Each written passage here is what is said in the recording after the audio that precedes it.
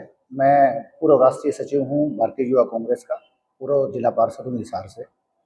हमारा जो आज प्रेस वार्ता करने का जो विषय था, गुरु जम्बेश्वर विश्वविद्यालय में बच्चे जो हैं धरने पे बैठे हैं 2 दिन से, और उनका धरने पे बैठने का कारण है फीस वर्दी। और फीस भी इस तरीके से गुरु जम्बेश्वर विश्वविद्यालय ने बढ़ाई है कि लगभग 3-4 गुना पिछले 3 साल में गुरु जम्बेश्वर यूनिवर्सिटी ने फीस बढ़ाई है। हमारे पास डॉक्यूमेंट है, हम आपको डॉक्यूमेंट सारे के सारे प्रोवाइड करवाएंगे। हमने कंपैरिजन कर रखा है। इस हरियाणा में, हमारे हरियाणा में लगभग 18 सरकारी विश्वविद्यालय हैं जो एक ही स्टेट लेजिस्लेटिव एक्ट के तहत बनी हुई है, सारी की सारी यूनिवर्सिटी। और सारी की सारी यूनिवर्सिटी में एक ही तरह के मानक है professor, assistant professor, associate professor को रिक्रूट करने का। यूजीसी हो, एआईसीटी हो या डीएचई हो, उनके पास लगभग एक तरह के मानक है जिसमें वो अपनी भर्तियां करते हैं।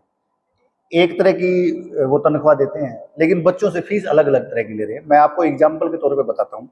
एक ऐसा कोर्स है एमएससी मैथ। एमएससी मैथ में गवर्नमेंट कॉलेज हिसार जो फीस ले रहा है वो ले रहा है 6,000 रुपये, और उसी एमएससी मैथ में गुरु जम्बेश्वर यूनिवर्सिटी जो फीस ले रही है 50,000 रुपये। आप ये बताइए कि इस डिग्री में उस डिग्री में क्या अंतर है। अगर यूनिवर्सिटी के कंपैरिजन की बात करें तो सीडीएलयू, एमडीयू और जीजेयू का अगर हम कंपैरिजन करते हैं तो मेरे पास डॉक्यूमेंट है। इन डॉक्यूमेंट में मैं आपको प्रोवाइड भी करवाऊंगा सारा का सारा। जितने भी बीटेक हैं, सभी बीटेक 50,412 रुपये में एमडीयू करवाता है और 50,000 रुपये में सीडीएलयू करवाता है, लेकिन गुरु जम्बेश्वर यूनिवर्सिटी उसी बीटेक के 85,000 रुपये लेती है। और ये तो एक बताया मैंने आपको।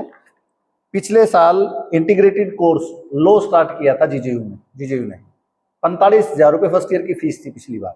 अब की बार वो बढ़ा करके 75,000 रुपये कर दी लॉ की। जबकि लॉ एक ऐसा डिपार्टमेंट है गुरु जम्बेश्वर यूनिवर्सिटी का जिसमें टेम्परेरी टीचर है, परमानेंट सिंगल टीचर नहीं है। वहाँ पे एक भी ऐसा टीचर नहीं है जो परमानेंट हो। वो नहीं है। ज्योग्राफी डिपार्टमेंट को मैं जानता हूँ जिसके पास कोई परमानेंट टीचर नहीं है।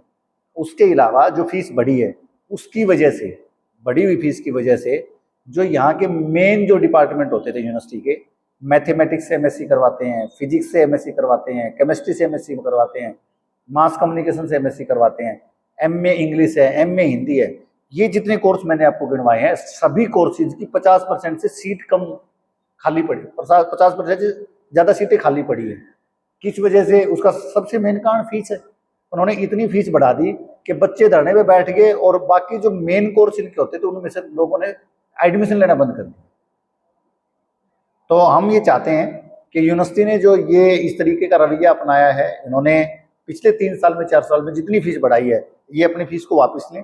जबकि इन्होंने भ्रांतियां फैला करके कल कुछ स्टूडेंट को बुला करके अपने ही पीआरओ से ज्ञापन तैयार करवाया, अपने पीआरओ से प्रेस नोट तैयार करवाया, मीडिया में जारी कर दिया कि हमने बड़ी फीस वापस ले ली और हमारा समझौता हो गया, जबकि ये सच्चाई नहीं है। इन्होंने कहा कि अब की बार इस सेमेस्टर में जो आप फर्स्ट सेमेस्टर में जो एडमिशन लोगे, केवल हम उनकी फीस वापस लेते हैं। जो बच्चा आज सेकेंड ईयर में है, सेकेंड सेमेस्टर में है, या थर्ड ईयर में है, फोर्थ सेमेस्टर में, फिफ्थ सेमेस्टर में है, जिसकी फीस इन्होंने पिछले साल बढ़ाई थी, उसकी फीस का कोई समाधान नहीं किया है। अगली बात मैं आपको बताता हूँ, ये फीस इतनी ज़्यादा लेते हैं, इनके पास लड़कियों को देने के लिए हॉस्टल नहीं है, लड़कों को देने के लिए हॉस्टल नहीं है। ये प्रोफेसर्स के लिए बड़ी बड़ी कोठियाँ बना रहे हैं, बड़े बड़े मकान बना रहे हैं, जबकि इतनी भारी भरकम फीस देने वाले स्टूडेंट को ये यूनिवर्सिटी में रहने के लिए हॉस्टल नहीं दे पा रहे हैं। लड़कियां एक एक कमरे में 5-5 रहने के लिए मजबूर हैं।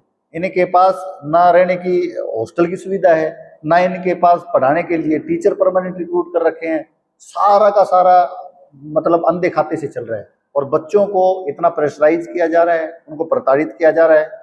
प्रशासन चाहता है किसी भी तरीके से धरने पर ना बैठें, अपनी जहाँ जायज़ जो डिमांड है वो भी प्रशासन के सामने ना रखें। तो हम उनके जायज़ जितनी भी डिमांड है उनका पुरजोर समर्थन करते हैं, और अगर आवश्यकता रही तो हमें धरने पे बैठने की जरूरत पड़ी तो हम उनके साथ धरने पे भी बैठेंगे। और हम बच्चों को ये कहना चाहते हैं कि प्रशासन की और सरकार के खिलाफ लड़ाई है, हमें ये लंबी लड़नी पड़ सकती है, लेकिन जीत आखिरकार बच्चों की होगी। हम चाहते हैं कि कांग्रेस की सरकार में जितनी फीस थी ये उसी फीस स्ट्रक्चर के ऊपर बच्चों को दाखिल करें, सभी बच्चों को हॉस्टल प्रोवाइड करवाएं, सभी बच्चों को सुविधाएं प्रोवाइड करवाएं। जब सारी जगह पे यूनिवर्सिटीज में टीचर्स को भर्ती करने के मानक सेम है तो फीस अलग अलग क्यों है? अगर भारत सरकार और हरियाणा सरकार ये कहती है कि इस देश में एक देश एक चुनाव हो, एक विधान हो, एक संविधान हो, तो एक फीस क्यों ना हो? उसी डिग्री की फीस गवर्नमेंट कॉलेज 6,000 रुपये लेता है और गुरुजनस यूनिवर्सिटी 50,000 रुपये लेती है, जबकि यहाँ के लोकल स्टूडेंट उसमें पढ़ते हैं। तो हमारी एक ही डिमांड है कि हरियाणा सरकार के फंड से यूनिवर्सिटियाँ चलती हैं, स्टेट यूनिवर्सिटी में एक तरह की रेगुलेशन जारी हो, और स्टेट यूनिवर्सिटियों को बचाने के लिए सरकार क्या कर रही है, सरकार ने आज से 2 साल पहले बहुत ही सियाने तरीके से, वो क्योंकि इनको प्राइवेट करने की फिराक में लगते हैं, क्योंकि उन्होंने कहा कि आज से हम ग्रांट नहीं देंगे, हम आपको लोन देंगे। एक टाइम पे लोन इतना बढ़ जाएगा कि यूनिवर्सिटियां चुका नहीं पाएंगी और वो जाकर के किसी अडानी को अंबानी को यूनिवर्सिटियों को सौंप देंगे।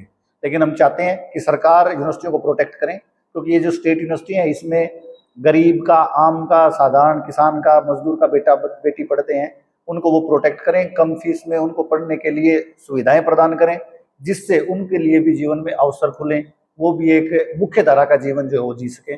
हमारी तो यही सरकार से गुजारिश है और प्रशासन से भी गुजारिश है। अगर ऐसी गुजारिश को नहीं मानते हैं तो हम बच्चों के आंदोलन के साथ हैं, आवश्यकता पड़ी तो हम आंदोलन करने के लिए भी तैयार हैं।